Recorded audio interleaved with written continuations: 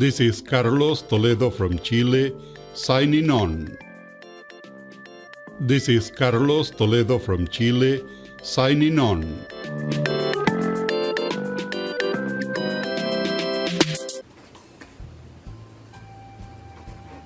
Thank you, Carlos. We'll go ahead and make comments and ask questions. So anybody who wants to begin that process, go ahead and jump in, and we'll maybe have everybody start with a question and maybe a follow-up, and then we'll go around as many times as we need to for everybody to ask all the questions that they have or comments that they have. So who wants to go ahead and get started?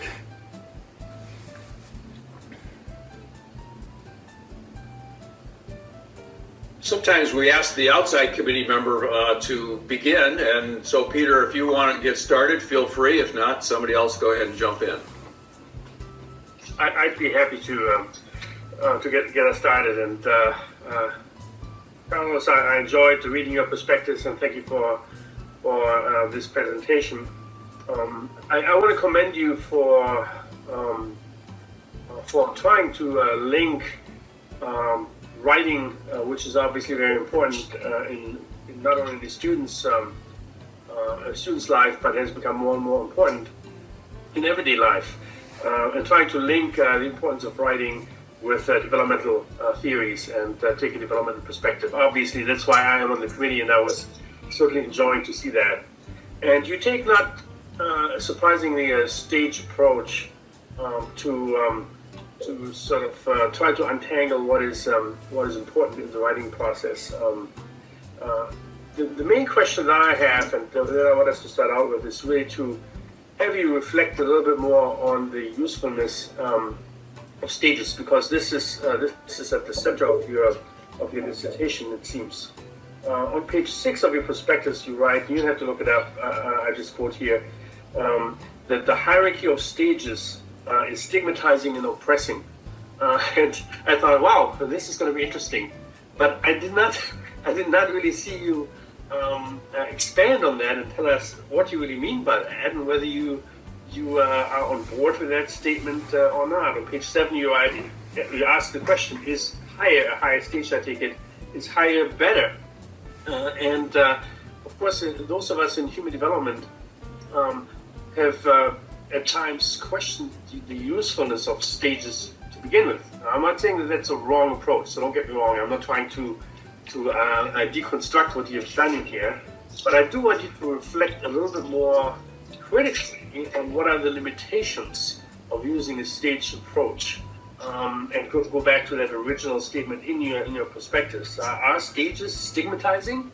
Are stages even oppressing? And these are your words from your perspective. So if you want to talk a little bit more about this, perhaps. Thank you very much for that question, because that actually underscores, I'm hearing myself lots of, there, that's better. That actually underscores the iterative writing process of a document of this kind, because I introduced that section and developed it at length in another one of the categories, or one of the sections within the stage development big chapter, so to speak. But I decided not to include it and forgot that I had mentioned, so it's great that you bring it up. So what I say is that there is a stigma, or there is an association or assumption, particularly in the humanities, that the establishment of a hierarchy of development is intrinsically oppressive and marginalizing. I'm not gonna go into citing literature right now, but that is the gist of it. I would say that this correlates with what I was saying about the pluralist worldview, in which we acknowledge the contextually conditioned nature of knowledge and of the formation of discourses. So on the basis of that, we really find it very hard to prioritize one discourse over another. So the accusation on stage development is, as I mentioned there and as I addressed in the section that I didn't include, is that by establishing hierarchies, we would be implying that higher stages are ultimately better than the next, than the previous or lower. So to that I have 2 points. First, I would like to highlight what I said about stages are idealizations, are theoretical constructs. They do not define people, they do not make judgments on the quality of a person. They rather describe the meaning-making principles that might help a person or that might describe how a person makes sense of reality. So to the accusation or assumption that they are marginalizing, which is a pretty rough accusation, I would say that they're not as marginalizing anymore than, for example, how development of a degree or academic degree makes a PhD person holding a PhD degree any better than somebody holding a master's degree, or the master's degree any better than the undergraduate degree, as it describes a sequence of progress of capacities and of functionalities that allow them to participate in different aspects of the world. Ultimately, each stage is necessary. Each stage has and makes contributions that are necessary for the whole of society. And I didn't include it in the prospectus either, because that gets into a way bigger topic of psychopathology that I've been studying a lot, but it's really not pertinent for this project. But each stage as well has its own pockets of dysfunctionality that are related to the stage, and that ultimately it doesn't mean that higher stages are happier, to put it in the simplest terms. They're just more capable of functioning in greater contexts and considering situations from more complex perspectives. So that is how I respond to the criticism that I myself announced. But as I say, in the revising and editing of the prospectus, I ended up not addressing. I don't know if that gets to your question. Yes, if I could say one follow-up on here, I appreciate your interpretation and your comments, but I think my advice would be to be more cautious in the way that you describe this, and to be more balanced in how you write about stages, because those of us in human development have become quite critical about stages, and the primary comment that we have, or criticism of stage theories, is that it does not typically allow for individual differences, and to indicate, there's not a hierarchy. You move from one to the next one, orderly set of stages, but people are just different, and that may also be reflected, I suppose, in their writing.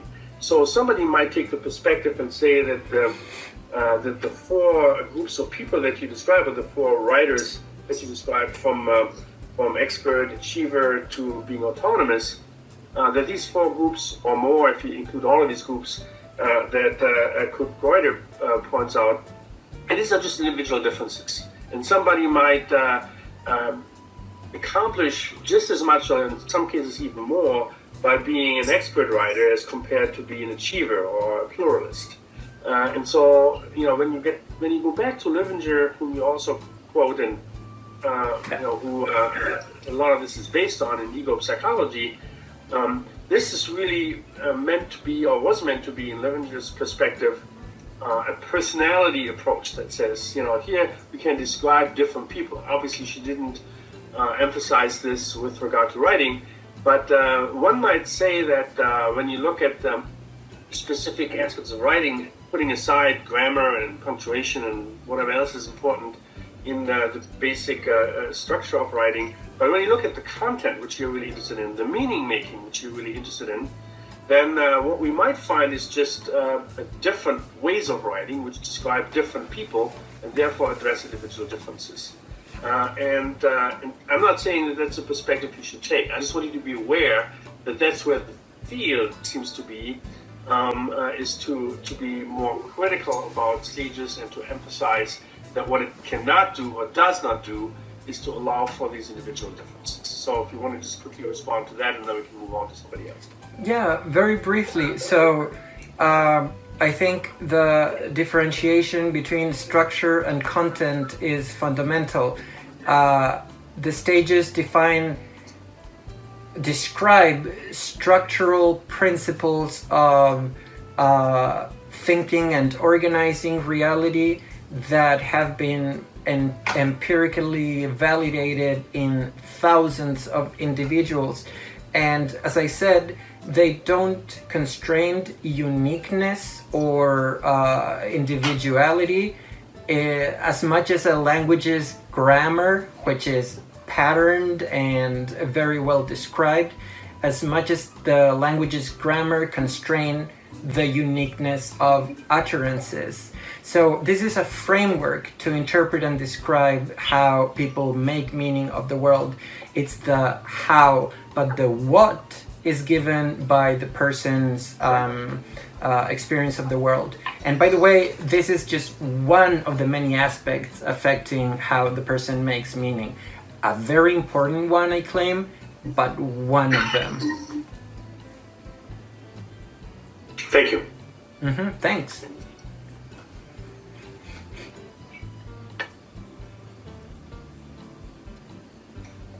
So I actually have a question that sort of follows up on Peter's, if that's okay. Please. So I was very glad that Peter asked this question because it very much was in line with it. So I'm no expert in the theory of stages. So my knowledge comes from what you wrote in your prospectus and so on. And it wasn't quite clear to me. You talked about this idea of the criticisms of the stage theory. You talked about this idea that development can be vertical or horizontal. That there's a criticism that a higher stage always equals better. And then the idea that the idea of the stages as perspective taking, as the higher you get in the stages, then you get the benefits of all of the lower stages, and so on. And so I'm wondering to what extent I'm still not quite clear where you fall on that question of whether higher stages equal better. And the reason this is important is because even in the way that you framed some of your discussion, but importantly, the way you've set up the methodology of the study seems to imply that you're taking the perspective that higher stage equals better, right? So, for example, one of the main analyses is looking at the correlation between grade and this the stage, basically, right? So the assumption is that higher grades are going to be associated with higher stages, which would seem to presume then that higher stage is better in some way. And I think I get your distinction that you're not saying it has anything to do intrinsically with the person. It doesn't make the person good or bad. But it does still seem to imply that higher stage equals better. So I was just wondering if you could respond to that. Yeah, so I think more than making that assumption, I first want to determine if that assertion is warranted given the data that I will be collecting and how it will be analyzing. So that is very true that, as I said, in terms of what I said, that all stages are necessary and the principles of meaning making of all stages are necessary from different aspects of life. That's why our curriculum encompasses different aspects of writing and composition. I do not know for sure if higher or more complex meaning making equates better writing, and although I can understand how that may be something that is implied. I frankly do not imply that relationship, but rather want to investigate it and see whether that is warranted by the evidence. I don't know if that speaks to the question.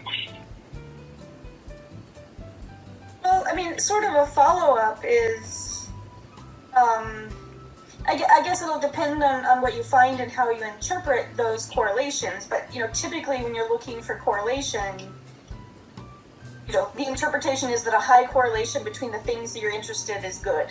And so there seems to be that sort of implicit assumption that what you're looking for is a high relationship between grade and this perspective taking. I mean, that's what correlation analysis is typically used for.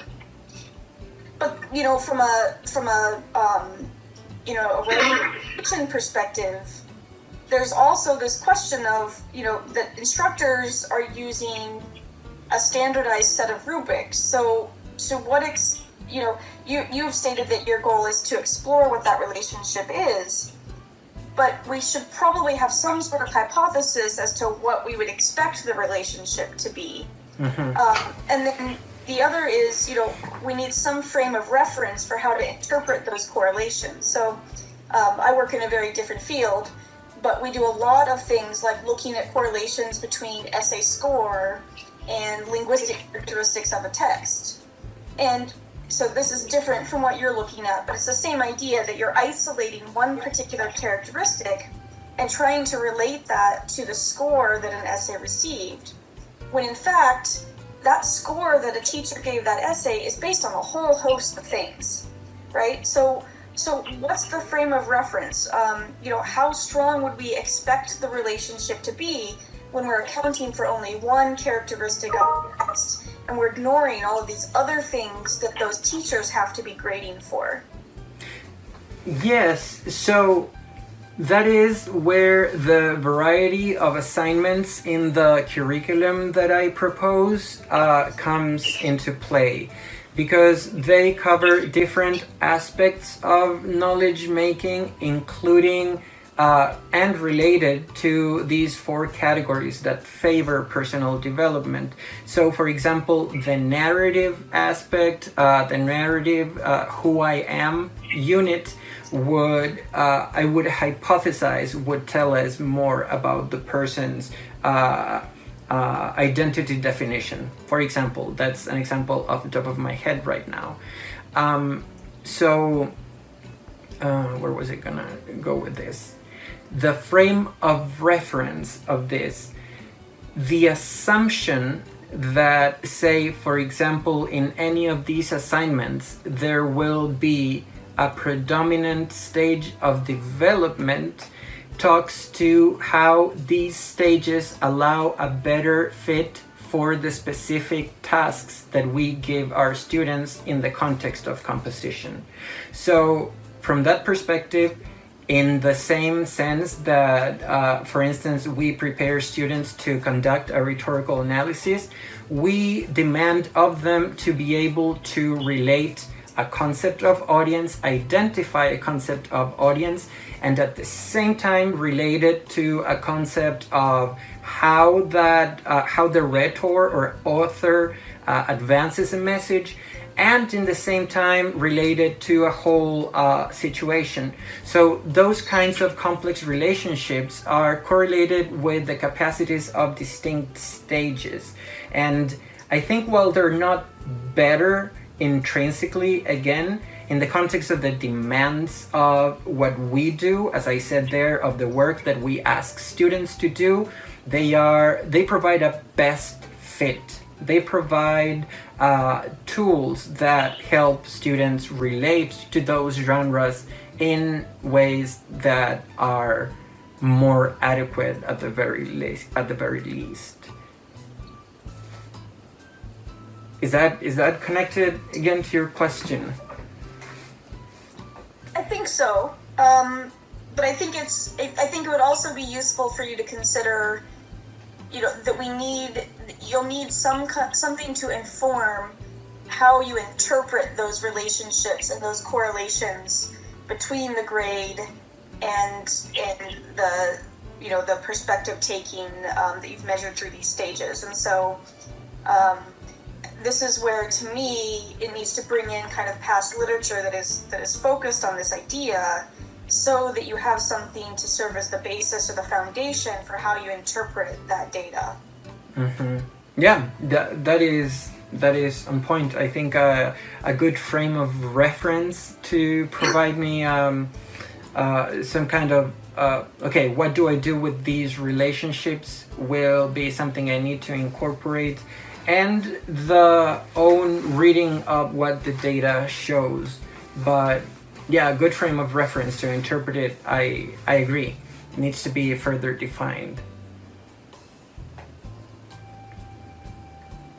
Thanks for that, pointing that out.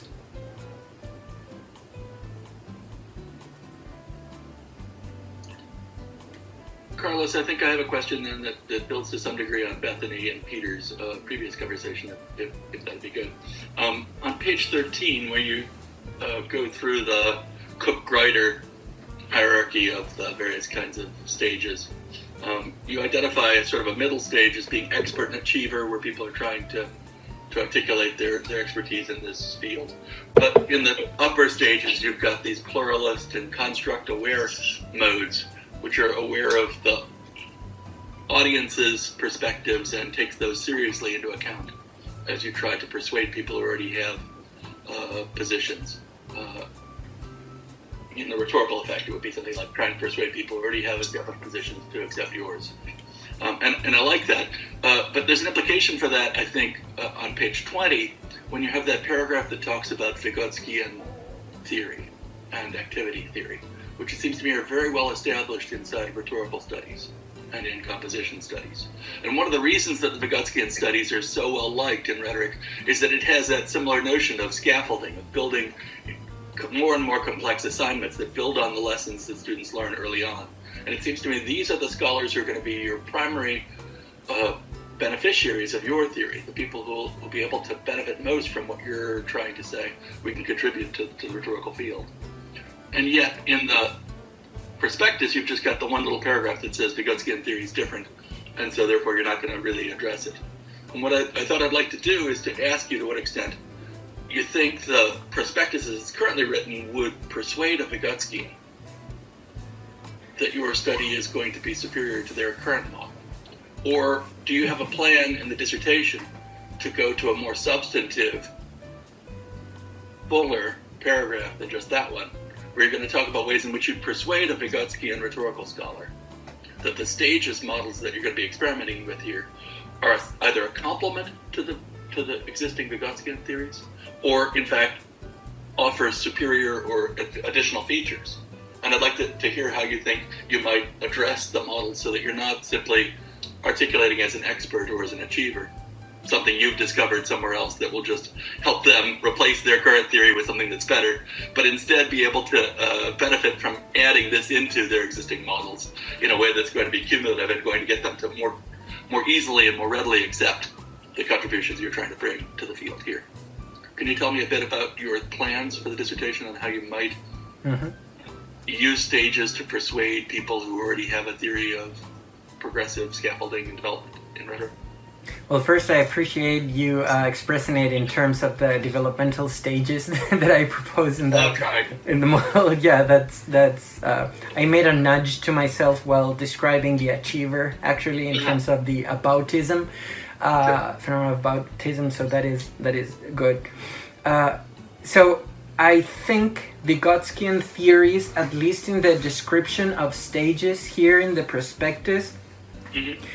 I did not include them because one of the main differences that I see and that I mentioned there is that they talk about scaffolded learning and similarly situations of double binds that give place to development and instruction, the zone of proximal development of what one can achieve with more capable peers and so on. but the focus of the presentation in the prospectus were theories that differentiate specific properties or models, epistemologies, if one will, of meaning making.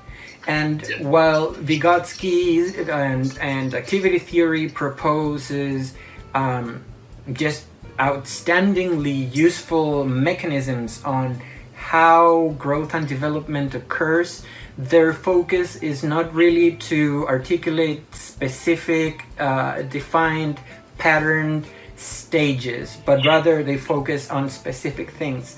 So I think the relationship is complementary, by all means.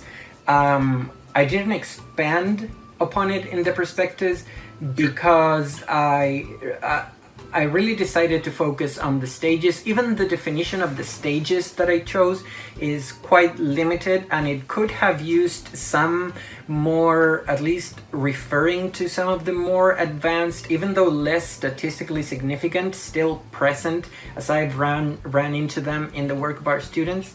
But for issues of space, I didn't develop that as a properly staged developmental model. So it is complementary, and actually I believe it's important that I integrate Vygotskian and Engström's, the defining voice in activity theory right now, principles of development of specific, that could be more focused on specific tasks, but not as the overarching framework in which I'm planning to apply this.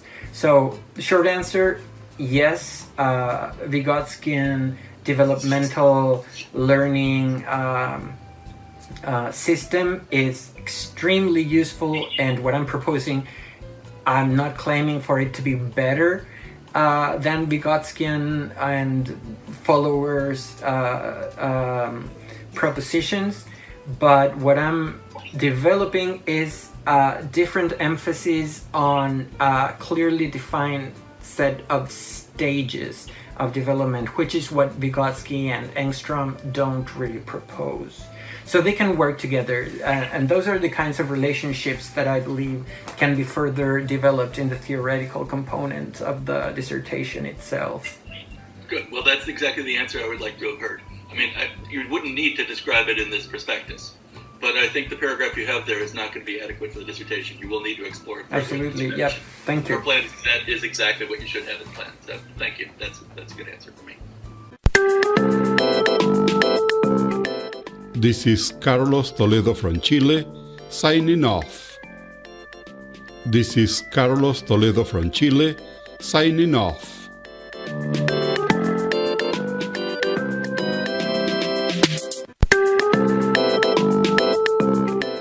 This is Carlos Toledo from Chile, signing off.